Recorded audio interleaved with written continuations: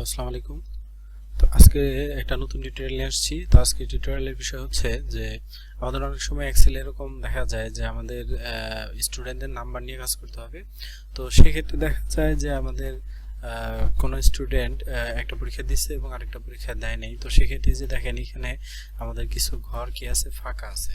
তো এই ফাঁকা ঘরগুলোকে আমার কি করতে হবে, এ দ্বারা বা অ্যাবসেন্ট দ্বারা কি করে দিতে হবে, পূরণ করে দিতে হবে। তো সেক্ষেত্রে আমি যদি এটা পূরণ করতে চাই তাহলে আমার কিভাবে আমি কাজটা করতে পারি। তো আমি যদি এখানে হচ্ছে যে একটা একটা ঘর যদি পূরণ করতে যাই তাহলে কিন্তু আমার অনেক সময় লেগে যাবে। তো সেক্ষেত্রে আমি এই কাজটা করতে পারি হচ্ছে যে খুবই সহজে। এর জন্য আমার যেটা করতে হবে যে আমাকে চলে আসতে হবে হচ্ছে হোম ট্যাবে। হোম ট্যাবের একদম শেষে সেটা হচ্ছে ফাইন্ড অ্যান্ড সিলেক্ট নামে আমার একটা অপশন আছে।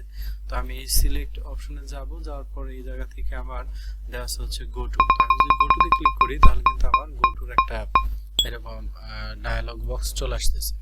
তো এই গো টু ডায়ালগ বক্সটা আমি আবার ভিন্নভাবে আনতে পারি, সেটা হচ্ছে শর্টকাটের মাধ্যমে, সেটা হচ্ছে কন্ট্রোল জি।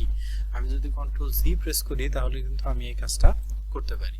তো এরপরে অর্থাৎ গো টু ডায়ালগ বক্সটা আসার পরে আমাকে যেটা করতে হবে সেটা হচ্ছে এই স্পেশাল অপশনে ক্লিক করতে হবে। ক্লিক করার পর আবার এইখানে দেখেন একটা অপশন দেওয়া আছে, সেটা হচ্ছে ব্ল্যাঙ্কস।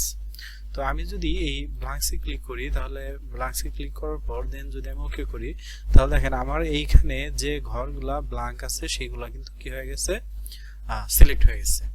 এখন আপনি যদি এইখানে চান যে কোনো একটা ঘরে বা সবগুলা ঘরে আপনি অ্যাবসেন্ট দিয়ে দিবেন, সেক্ষেত্রে আপনি জাস্ট কিবোর্ড থেকে এ লেখেন, লেখা যদি কন্ট্রোল চাইপে ধরে তারপর যদি এন্টার প্রেস করেন তাহলে দেখেন যতগুলা ব্ল্যাঙ্ক ঘর ছিল ততগুলাই কিন্তু আপনার অ্যাবসেন্ট চলে আসছে।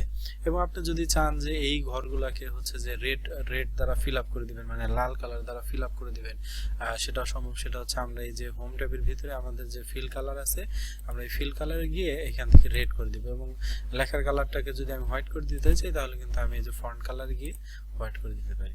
তো এইভাবে আমরা ইজিলি কি করতে পারি যে এই কাজটা কমপ্লিট করতে পারি। তো আশা করি বিষয়টা বুঝতে পারছেন। ধন্যবাদ সবাইকে।